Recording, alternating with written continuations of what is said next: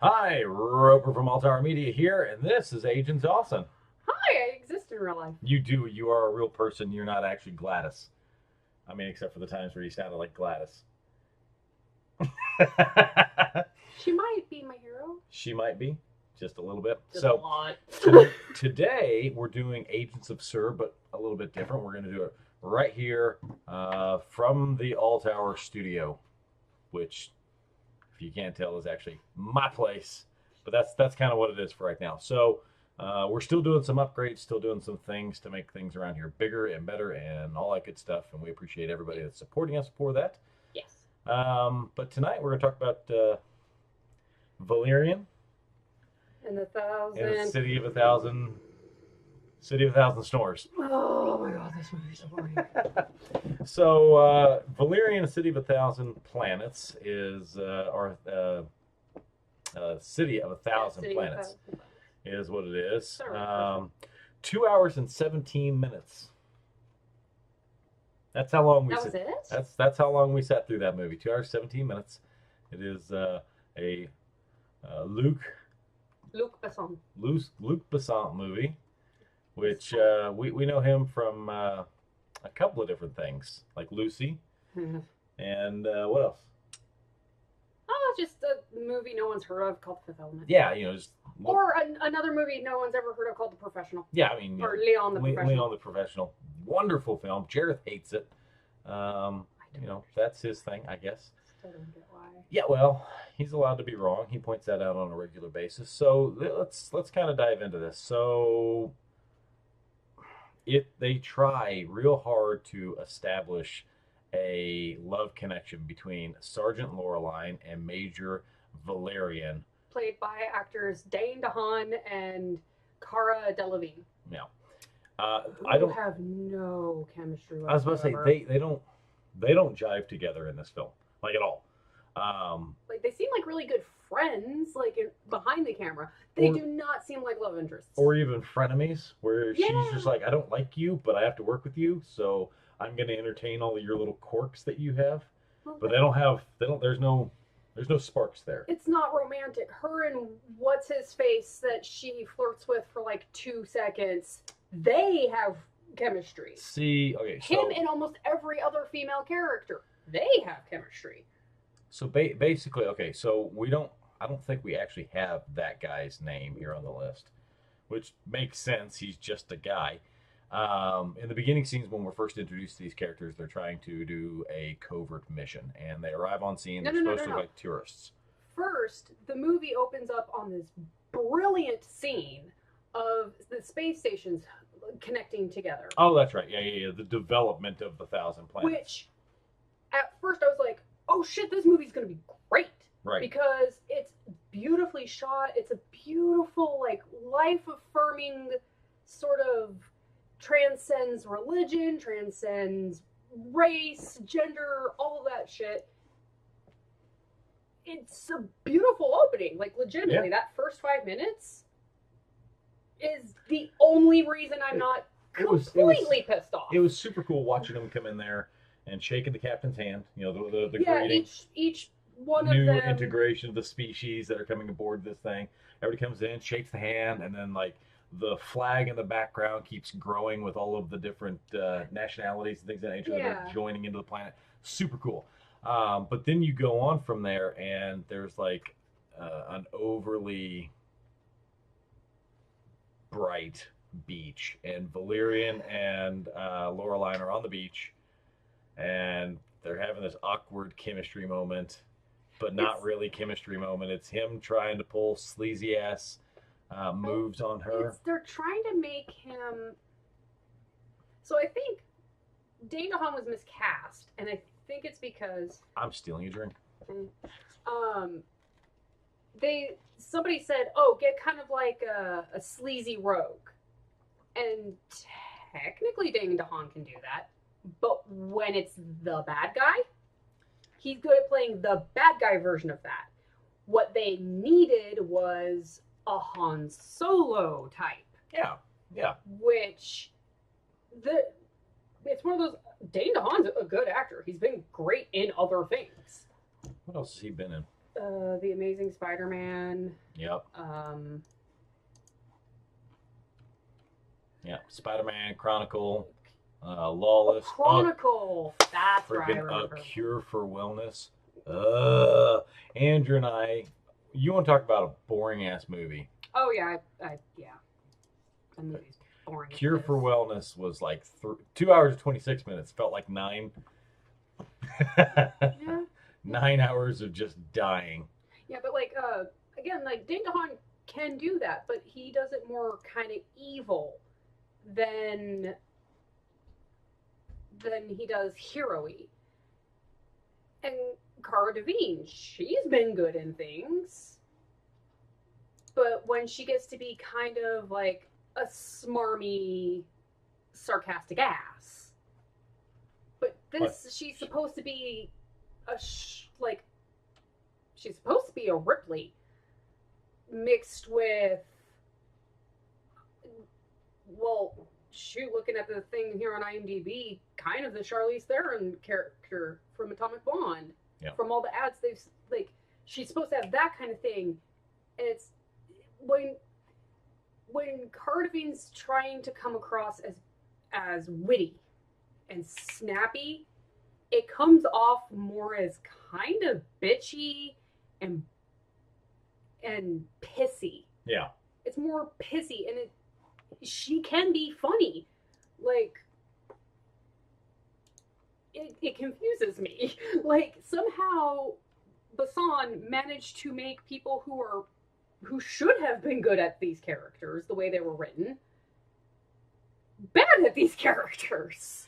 I just, as we're going through this thing and we end up seeing her jiving with the guy that was one of the dudes, like, so they have this whole kind of cool infiltration scene where they're trying to get in there and he's doing his whole like sneaky digital world. It's what was it called? It's a parallel universe. Yeah, but it's like it's the perfect loss prevention, by the way. Oh yeah, it's super cool.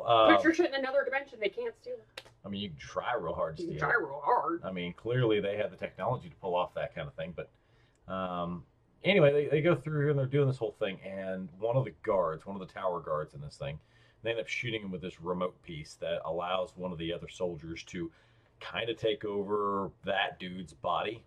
He's like remote controlling him. That was super cool. That was super cool. But watching that whole thing was interesting, kind of set up for what it was that we were going to be setting the tone for through the entire thing.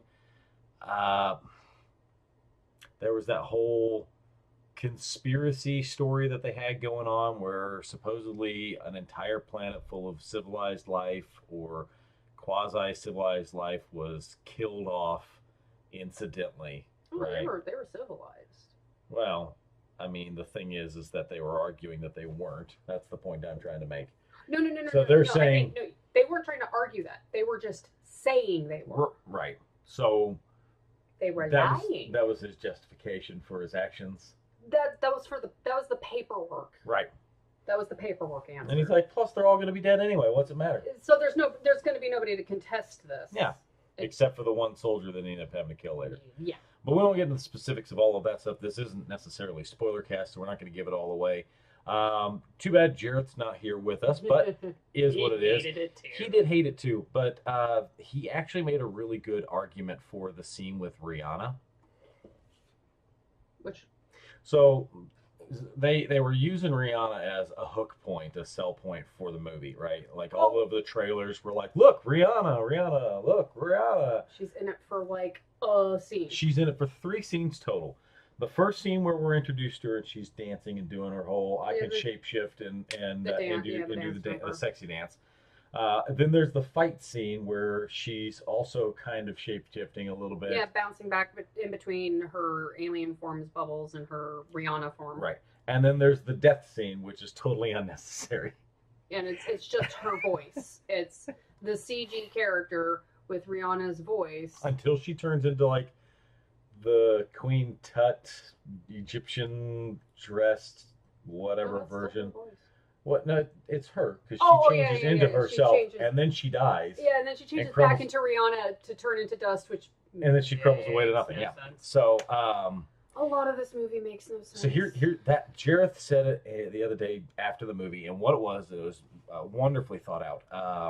That scene with her dancing sums up the entire movie, which is, look, we want to show you a whole bunch of really cool, awesome, pretty stuff all at once, but we're not going to spend any real time on it long enough for you to actually get any kind of actual answers of any variety, and we're going to move on to the next really cool, fascinating, beautiful, interesting thing. Yeah, it's no plot. It does look like I'm literally spacing on his name and I got nothing. director. You're gonna have to share something with me. I just shared something with you. Pay attention, bitch. Luc Besson, that's right. There you go. Luc Besson has for years talked about this comic book, which the comic book is Valerian and the Empire. Empire of a Thousand Planets. A Thousand Planets. And it is a completely different storyline. When we read the wiki last night, it is a completely different story than this movie, by the way. It has little to nothing to do with this movie. I mean, it kind of starts off the same, where they're both going to do a thing on behalf of a thing, but not really. Yeah, not really. I mean, characters share names. Characters share names. That's about the commonality between the two, and it's unfortunate because this, when I was reading this, I've never read the comics themselves. Neither have I. For the Empire of a Thousand Planets, I haven't read that. I'm familiar with it, but I haven't read it. 1971 comic book series. Yeah, see, I'd heard about it because it inspired George Lucas for Star Wars anew. Like a lot of that imagery he came up with for Star Wars was heavily inspired by this comic book. The Fifth Element was heavily inspired by this comic book, to the point that the Laureline, Laureline looks way more like Lilu. Like there's some of the pictures from the comic books, and she looks way more like Lilu. See, now what's really cool is whenever I looked this thing up, I looked up the principal characters, something I always try to find out about, and it obviously starts with Valerian, and it refers to him as a temporal agent in the 28th century, and then Laureline, originally from France in the 11th century, but is now a temporal agent of the galaxy. Galaxity in the 28th century. And it's weird because you would think that if that's the angle they're wanting to play, that perhaps they would spell that out a little bit to us. But that's clearly not what it is that they were wanting us to go off of. They didn't want Laureline to be from the 5th century, or the 11th century France. They didn't spell to that at all, which is strange. Because, I mean, it seems fascinating, but I guess it's too much for the movie. It's like more story that they weren't willing to tell for this. Well, I mean, like, we needed another fucking thing for this movie to try and cram in. Yeah, I mean, it would have been strange, but again, the story arc that they decided to go with and what they decided to run with here also didn't exactly jive super well. Wait a minute. Scroll down. What the shit? It has a 7 out of 10? Yeah, speak up just a little bit. I'm not certain they can hear you. Yeah, it's got a 7 out of 10 rating on IMDb. What the actual fuck knuckle? Let's see here. Valerian and the City of a Thousand Planets on Rotten Tomatoes. Rotten Tomatoes is currently 54. Okay, that makes me feel a little bit better about the universe. Not really, because in the percentage, because 7 out of 10, that's pretty high. That's pretty high. I hate most rating systems though. Yeah, well, okay. So going for it, what things about this are in its favor? The first 5 minutes. First 5 minutes? Yes. Okay. Visually speaking, it is garbage. Garbage. It's like glorious garbage. Kind of. It's super pretty to look at. Okay. because I was trying to say gorgeous, but my brain just went, nope. It's super gorgeous and completely empty. That's important. Now, it's nothing happens in that movie, honestly. what is it you refer to this movie as? You had a really cool title for it. Oh, Valerian, the City of a Thousand. shoes. I'm gonna say it. You told me I Okay. wasn't allowed to steal it, but I'm not stealing it. She totally came up with this. It's City of a Thousand Cliches. We sat outside after the movie was over. I'm clever when I'm not in front of a camera. I mean, okay, so we're sitting over here. It was myself and Andrew from over at Flick Freaks. I'm sure you all watching this know that. So it's myself, Jareth, Andrew, and her. We're all sitting around. We're chatting this movie after the fact. That's when Jareth made the point that the same with Rihanna for Bubbles, that summarized the entirety of the movie. And that's when you turned around and said it's the City of a Thousand Cliches, because every single cliche that they could squeeze into this film, Correct. Every They sci-fi found- fantasy trope they could possibly put in. The tragic allegory for prostitution. Oh, we failed to mention about the Rihanna scene. Random Ethan Hawke. yeah, Ethan Hawke. I actually had to stop while we were in the film. I try not to, have a whole lot of discussion mid-film, but I'm sitting there and all of a sudden I'm like, is that Ethan Hawke? Yeah. And she's immediately, oh yeah. His Let's name sit next to him. His name in the movie is Jolly the Pimp. Because Ethan Hawke. Yeah. I find Bob the Pirate, who's also in this movie, Oh, far yeah. more interesting. Random ass character. We barely talk to him. No context. He's we- there for literally 5 minutes of the movie. We show up, when we find this guy, we show up, the little gargoyle looking things that are leading our characters around, push a button which hoists a beer up and over the top of this ship. The vault hatch opens up and he grabs it all wild-eyed and starts drinking it. And that's how we're introduced to Oh, yeah, him. with We one don't- we- clearly glass eye. We don't know his name. We get on board with him. Yeah, we get this up with him. We take off. Loreline is trying to capture herself a jellyfish so that this way she can figure out where Valerian has gone to.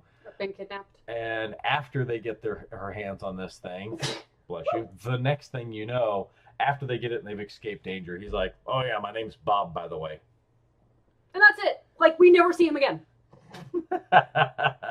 Ever. In between the Rihanna scene of them showing you all of these amazing things and then going, Doing hey, all we're the not transformation we're and not all that we're not stuff. going to do anything with this. I mean, okay, so they used her ability to shapeshift. Sure, they did do that. And then 3 seconds later, completely negated the entire reason they went and got Rihanna. You know what it feels like? What? They filmed all the shit with Rihanna. Mhm. They paid Rihanna. Right. They wanted to use her in the advertising Right. to get her fans. Right. And then it didn't fit into the story. But Luc Besson, being a notorious pain in the ass for both actors and the studio, probably ended up having a moment where the studio just straight up said, yeah, no, you have to put Rihanna in the movie in order to pay for this obnoxiously expensive thing. Because, yeah, you can't use her in all the posters and trailers because she is in literally every single trailer. So where do you? I guess for me, my question then becomes, where do you rank this movie? If you had a 1 to 10 rating for you, I know you don't like ranking systems and things of that nature, but for you, what would you put this at? I guess probably go closer to the Jeremy Johns route, but don't spend money on it. Yeah. That's my ranking. But okay. Don't spend money on it. But If it's on Netflix, maybe yeah. Get stoned as shit, then watch it on Netflix. That's the best way to watch it. I guess what I'm asking is what number ranking would you give it between 1 to 10? 10 being really good, 1 being really bad. See, for me, I'd call it a 4. And the only reason it gets a 4 is because it's visually, it is. Do not mistake. It is. Oh, it's It is gorgeous. very pretty. It is. It's very beautiful. pretty. Like the CGI is gorgeous. I wish it was in some other movies because it was done almost perfectly. They did a lot of it very well, but it's and you all know this. I'm sure you've heard. I'm sure you've heard me say it before. Then again, we did watch it in 3D. We did. Nevertheless, though, the thing is that I know you all have heard me say it before. I enjoy a good story. If it's a satisfying, good story, then I'm on board with it. This doesn't have that. No, it doesn't have a story. Well, it's like stories. It's like if you were having an interview with Christopher Walken, and every single question you asked him, he gave you one of his stock standard, disjointed, this doesn't have anything to do with what you just asked me answer. Because everything kind of jumps from one thing to another, where they're like, hey, we need this thing. Okay, we got that thing. Okay, now we need this other thing. Okay, now we got that thing. Hey, tell me about this. Oh, no, I don't want to tell you about that. And then they loaded the bad guy really, really early on, where he, like you were saying earlier no, they today, told you the overarching plot immediately out the door. You pretty much instantly could call everything that happened. The second they were like, hey, we need you to go get this thing from this market, I'm like, oh, it's the stupid little rat thing that poops pearls. I knew that's what they were going to go get. Fuck it. Good luck figuring out what that's about. It doesn't take much. Weird little dragon rat thing. I love him. Oh yeah, he's actually. It's adorable. He's ugly adorable. He's at the very bottom of the. Hey, look! You can actually click on these things. Oh. It doesn't. Oh, he becomes the V thing when you click on it. Milo, the last living specimen of its kind, called a mole converter, has the ability to ingest. Huh? What's a new model of you? Yeah, it's a mole converter. Uber. Mole converter has the ability to ingest any reasonably sized object and replicate it hundreds of times. It can come in very handy during missions and investigations and negotiations. I apologize. Negotiations. Ah, the weird dick duck bat things. Dog hand dagus, whatever. Dog hand. Always travel in groups of 3. Their ancestry shows the tactics was purely self-defense mechanism to help spot trouble before it spotted them. Over time, strategy seeped into the species. This is a genes. really long description. Forget that. No. They're weird dick duck ant. Yeah, they look like bats. They look like anteaters with bat wings that are just. They trade information. That's like their thing. Yeah, they trade information, and they're kind of like the We Sisters 3. Yeah. And then the Katron, which is the killbots. The dildo bots. Yeah, the dildo bots. They seriously they look like they're made out of the same material as a dildo. Yep. Or a gimp suit. One of the two. Yeah, and then you had the pearls, which they're the ones that we thought were killed off. Bubbles is a glamopod. Okay. Polymorphous extraterrestrial species with a mysterious agenda. Did you get that she had a mysterious agenda? She was a kicked puppy the entire time she was on screen. It says she has a mysterious agenda. No, she looked like she was a victim of Ethan Hawke's gross-ass character and was a kicked puppy every time that she wasn't doing the dance number. I never, ever, ever for a moment thought she had a mysterious agenda. No! Why would they have this on IMDb?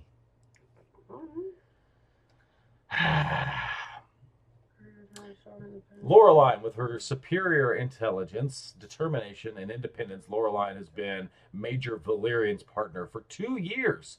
She undertook her first real assignment in the field with him, and they have 100% success rate as partners. They form one of the most prominent partnerships in the human army. Oh, you want to know what grossness I bet they were trying to keep secret for in case it bombed. What? Bet you 9 out of 10 they were going to try and make this a series.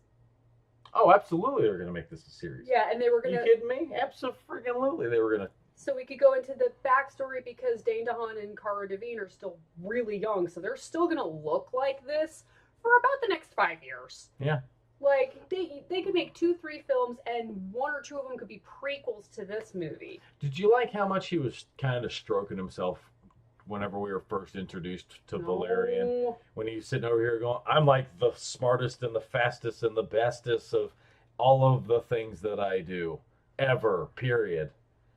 Yes, rogue, sci-fi fantasy rogue archetype number 253. The problem is that they don't ever, like, they don't give us that information in a clever fashion. He's literally just like, listen, as he spells out all of the things. The problem of show don't tell. Right. This isn't actually a comic book. You can use motion and sound to show how he's clever and witty without him having to straight up say, so, this is how I'm clever and witty.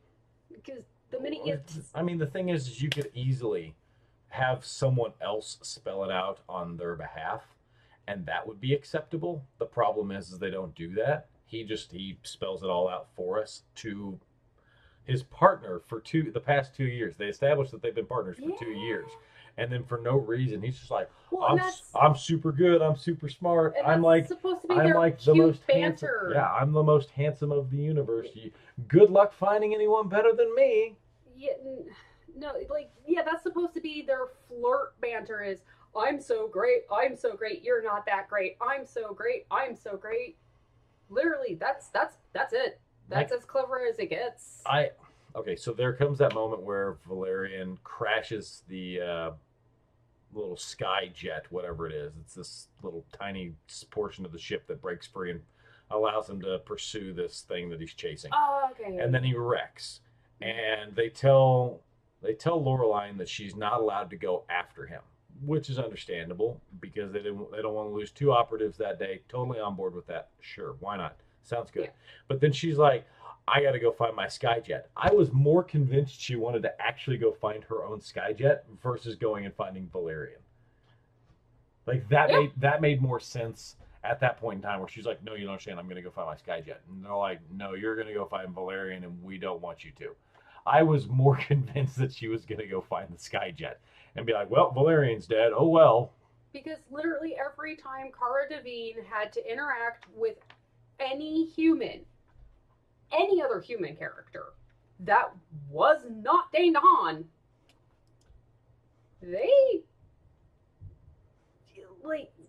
she seemed to have chemistry with those people. She had none with Dane DeHaan. I don't get why. Look, live long and prosperous. Oh, yeah. Because why not? Because they threw in as many random things as they could to be cute or clever, I guess. I don't know. Mm-hmm. I'm lost. This movie angers me. But they put her in a wedding dress with a giant hat, and they were going to cut the top of her head off and eat it. Oh yeah, the mission that made another mission completely pointless, and then made the entire thing even extra pointless. They sat there and they kept repeating over and over again, look, we can't do this. We can't just go in there. It'll create a diplomatic incident. There will be, political repercussions as a result of doing this if we do it this way. And then they straight up do that.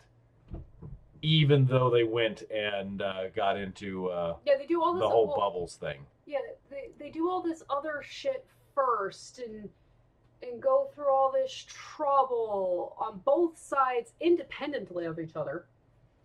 They're going through all of this crap. And then at the end, it doesn't amount to anything. Well, this movie is stocked full of cliches and MacGuffins. Over and over and over again.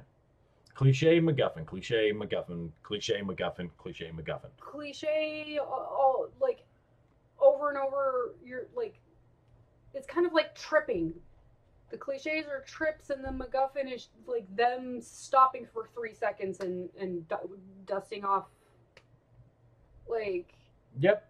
we spend all this time with the pearls, and then they disappear, and then these people with hoods show up, and you're like, oh, cool, those people are back. It was none of it's a surprise. None of it. None of it's a surprise. They tell you the entire movie, like they do this beautiful 5-minute opening scene, and then the next 10 minutes is them literally telling you everything that's going to happen in this movie. So you can watch 10 minutes of it and pretty much go, yep, I've summarized this entire thing. And then go ahead and take the remaining 2 hours and 7 minutes and go get yourself some ice cream, or 15, you know, 15 because you want to watch the opening bit too. Okay, so with the space stations. All right, so 15 minutes. Watch 15 minutes of the movie, and then take the remaining 2 hours and 2 minutes. Go get yourself some ice cream, or you know, maybe see if you got time to check out another movie. Go see Spider-Man. Spider-Man Homecoming. You know, you could go do that. Or again, like my suggestion, if you're watching it at home on Netflix, which is the only amount of money you should be paying, is it comes with all the other stuff. I mean, is you watch the first 15 minutes sober, you pause it. I mean, the thing is that this is 2 hours and 17 minutes for Valerian, the City of a Thousand Planets. Two hours and 17 minutes. Okay, so you watch 2 hours and 2 minutes of it, then you switch over to Spider-Man Homecoming, which is 2 hours and 13 minutes long, which means you'll only have missed the first 10 minutes of the movie, which isn't much. But or you could just bypass Valerian, the City of a Thousand Snoozes, and go straight to Homecoming and just watch Spider-Man Homecoming instead. just read the Wikipedia article. Read the wiki. Yeah. Watch the first 5 minutes when it eventually pops up somewhere on the internet, like Reddit. Yep. And then read the wiki. Read the wiki on this. Read the wiki for Valerian and the Empire of a Thousand Planets to get a sense of the two differences. Empire of a Thousand Planets, the comic books look fantastic. I kind of want to read them. They look like they'd be really interesting. This looked really interesting, and I was wildly disappointed when it became a flop. It's kind of how it was. So I wanted to do a bio, because I know that we do dossiers and things of that nature for lesser known characters and things of that nature, but mine's not a lesser known character. No, and I don't have a character. I just want to talk about trailers. That's fine. So I'll let you talk about trailers. I'm going to talk about Scorpion. Scorpion from Spider-Man. The reason I want to talk about him is Mac Gargan actually makes an appearance in Spider-Man Homecoming. Not everyone will catch that. I'm certain that the internet has already put it out there, and most people are aware of it. But Scorpion wasn't always as Scorpion. Scorpion was given the suit and all that stuff as a result of J. Jonah Jameson. Yeah. To kill Spider-Man. Because Spider-Man. But you continue talking about Scorpion. I have to go make my cat stop having an aneurysm. You have your cat stop having an aneurysm. So, yeah, get on there. Check it out. You will see. Stop. I think she's killing the cat. Anyway, so you'll see a moment on Spider-Man Homecoming where you cross paths with a guy. He's got a tattoo on his neck, looks just like a scorpion because it's a scorpion. And that's supposed to be the Easter egg that's dropped in there of him being the bad guy that's supposed to go and take the mantle of Scorpion. And he's supposed to join up with those things at a later point in time. What trailers were you wanting to talk about? So Comic-Con happened. Comic-Con did happen. And Stranger Things 2 yes. got a trailer. Thor Ragnarok also got a trailer. Yes. And Justice League got a trailer. Yes. And Stranger Things fills me with all of the joy. See, I'm okay. So I watched Stranger Things the first season, and I want to go back and watch it again, obviously. Because it's fantastic. I also want to get caught up on some things that happened in the first one, because to my understanding, they weren't going to go back to the same characters again for the next season. That was always a rumor. Right. It was a rumor, but it's something that had been told to me, and that's what I operated off of. Well, then whenever I found out that the second season was coming out, and I got to do some reading on it. Then it became more clear that they were in fact going to continue on with what they've left off. Now that all the trailers have happened and all the things are out, obviously that's going to continue to be a thing. So I'm of the opinion I need to go back and watch what has been done in order to make sure that I'm up on it again for whenever the next season comes out. Just how I am. Kind of like I'll watch Rick and Morty probably a dozen more times. We've blurred. Oh God. You bashed into the I table. was like, oh, I got too close to the camera. We're still getting used to this whole visual thing. Anyway, so there's like seven more days until the new season of Rick and Morty starts to come out. Yes. But between now and then, I'm probably going to find myself watching Rick and Morty over and over and over again. So that's just how I am. Because it is awesome. Yes, but the Thor Ragnarok. Okay, what do you got? So not only was the Vincent Price laughter at the end of the Stranger Things trailer filled me with all of the joy. Then I watched the Thor Ragnarok trailer. It makes me happy. Because it looks like it's going to be a buddy movie with Thor and the Hulk and Loki in space to 80s music. I know I was born in the late 80s, but goddamn, I love 80s music. It looks like it's going to be pretty good. So much fun. I'm looking forward to it. And the very end of the trailer, the thing that made me super happy as the comic book nerd of the group, I guess. One of the one that actually has been reading them the longest. I have been reading comic books since I was 9. Oh, don't act. You openly admitted that you have not been reading them as long as me. I have too. Well, I don't know about as long as you. We'd have to do some math on that. Yeah. It showed the Hulk talking. I know, it looks so good. Because that's a thing that actually happened during the World War Hulk storyline. So that made me happy. I'm still mixed on Justice League. There are parts of that trailer I really liked, but there are some parts of that trailer that I'm still leery about. Yeah. It's not even leery. I'm just like, I feel like this isn't going to get the attention it deserves. I mean, really feel like they're not going to give Cyborg enough attention. Because they're going to want to give Jason Momoa, and they're going to give... Batfleck. Batfleck! Not just Batfleck.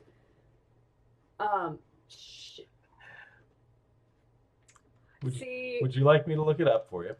Continue with what you're saying. Because I know him. Just continue on with your story. I always hear the lemon rant when I see his voice. I will find it for you. We're literally like seconds from it. Who are you looking for? J.K. Simmons. There you go. See, his face, his voice, I always instantly go to Portal. Other people go to Spider-Man, I go to Portal. I have a fear that he's going to get attention as Gordon. And that Jeremy Irons is going to get attention as Alfred. And that Jason Momoa is going to get a bunch of attention because he's one of the fucking main characters. And the Flash is going to get a bunch of attention. See, I always picture him from the farmers commercials. Yeah. Because we are farmers. Bum, bum, ba, bum, bum.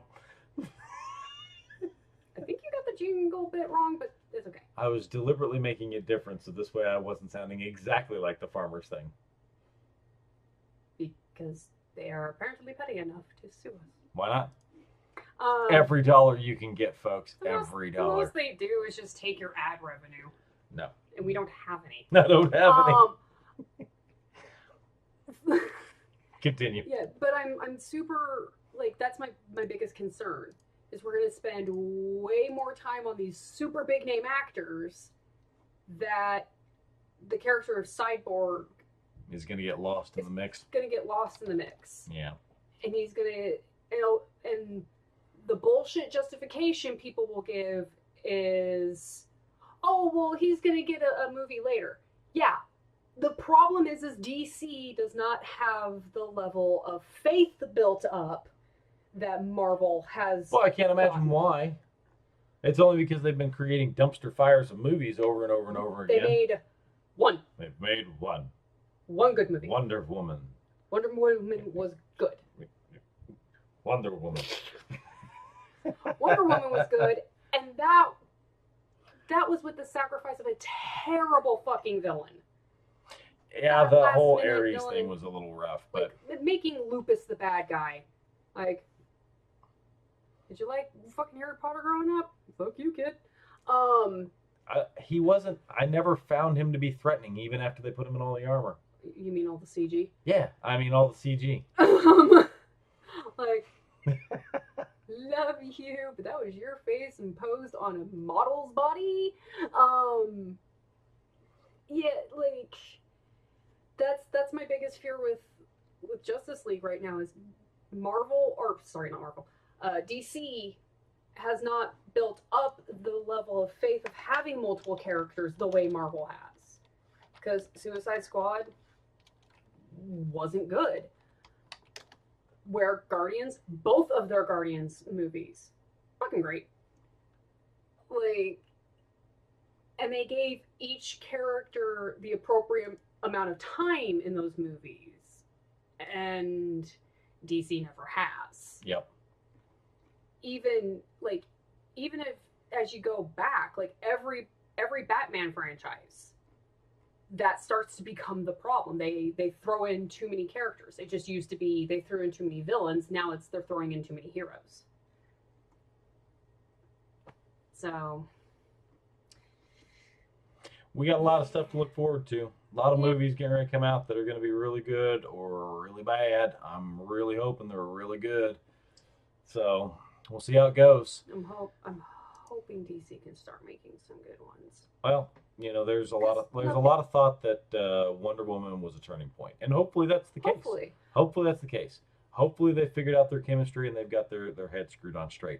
Marvel is knocking it out as always as they continue to, but that's kind of a Disney thing because Disney's good at knocking stuff out like that. I am still worried about that Inhumans trailer. Is what it is. We'll see. Medusa's hair is looking a bit rough. That's a gorgeous actress, and she's. We'll see how it goes, right?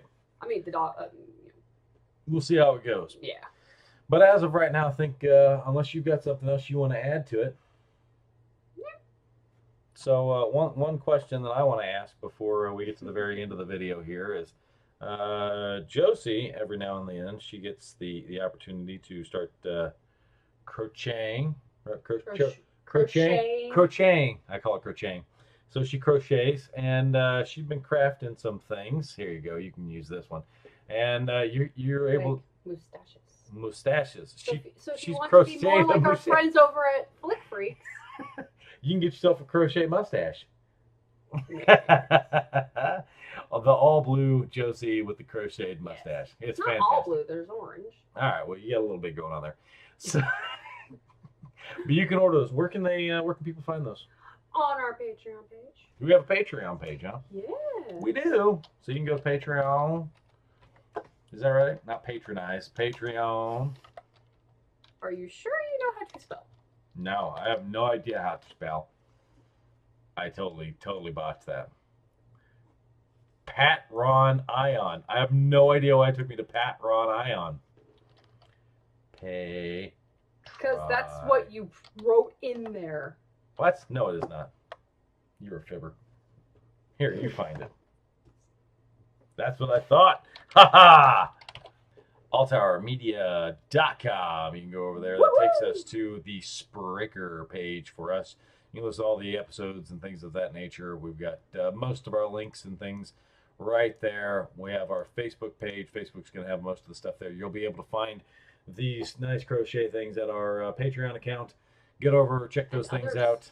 And I also make baby blankets and stuff. Baby blankets and things like that. So if you want something handcrafted by Miss Josie right here, Agent Dawson, she'll get you all set up. And we look forward to see you all in the next episode. Until then, I say bye. Bye. Bye.